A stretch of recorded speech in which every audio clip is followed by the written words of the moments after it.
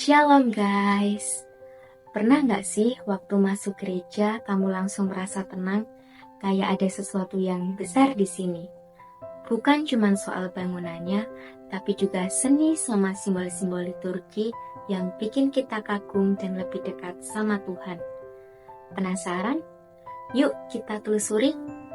Oke, mari kita bedah isi Sacramentum Caritatis nomor 41.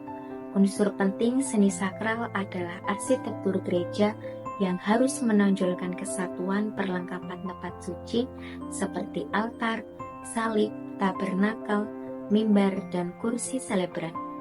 Prinsip yang sama juga berlaku untuk seni sakral pada umumnya, khususnya lukisan dan patung. Segala sesuatu yang berkaitan dengan Ekaristi hendaknya ditandai dengan keindahan. Penghormatan dan perhatian khusus juga harus diberikan terhadap jubah, perabotan, dan bejana suci, sehingga dengan penataannya yang serasi dan teratur akan menumbuhkan kekaguman terhadap misteri Tuhan, mewujudkan kesatuan iman, dan memperkuat devosi. Nah, jadi liturgi sama keindahan itu ibarat dua sahabat karib yang gak bisa dipisahin. Bangunan gereja itu bukan cuma sekedar gedung buat kumpul-kumpul. Justru itu karya seni paling utama. Gereja itu harus didesain sedemikian rupa biar semua bagian pentingnya kayak altar, salib, tabernakel, mimbar, sama kursi imam itu bisa nyatu dan bikin suasana jadi lebih khusyuk. Nah, prinsip ini juga berlaku buat semua seni sakral lainnya di dalam gereja.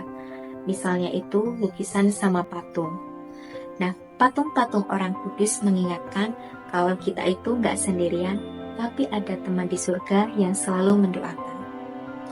Nah, salib Katolik itu juga ada korpusnya, yang buat kita semakin menghayati pengorbanan Yesus karena melihat tubuhnya yang tergantung di salib. Ada juga patung-patung yang diinkulturasi sama budaya lokal, misalnya patung Bunda Maria dan Yesus yang berbusana Jawa. Nah, yang gak kalah penting itu bejana suci atau tiala dan wadah hosti alias patena berlapis emas untuk menghormati Yesus dalam rupa hosti.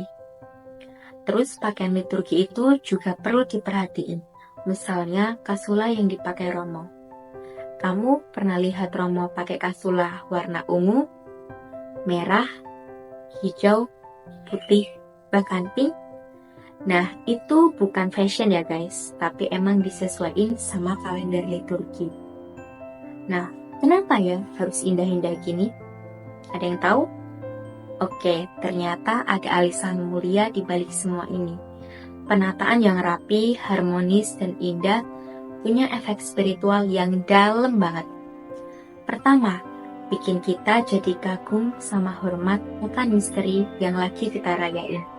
Kedua, keindahan ini bikin kita ngerasain kesatuan sebagai jemaat. Kayak, wah, kita semua di sini kumpul bareng-bareng satu imam. Santo Agustinus itu pernah mengatakan, keindahan itu memimpin kita pada kebenaran. Seni dalam liturgi itu bukan cuma estetika, tapi alat buat menghantar umat mengalami kehadiran ilahi lewat keindahan yang bermakna. Seni dalam liturgi itu ngajak kita untuk lihat sesuatu yang lebih bermakna di balik keindahan. Jadi, kalau kamu ke gereja, perhatiin deh sekitarmu. Dan sadari juga kalau kamu itu bagian dari mahakarya Tuhan yang elok. Oke, share kalau kamu setuju sama video ini. Bye-bye.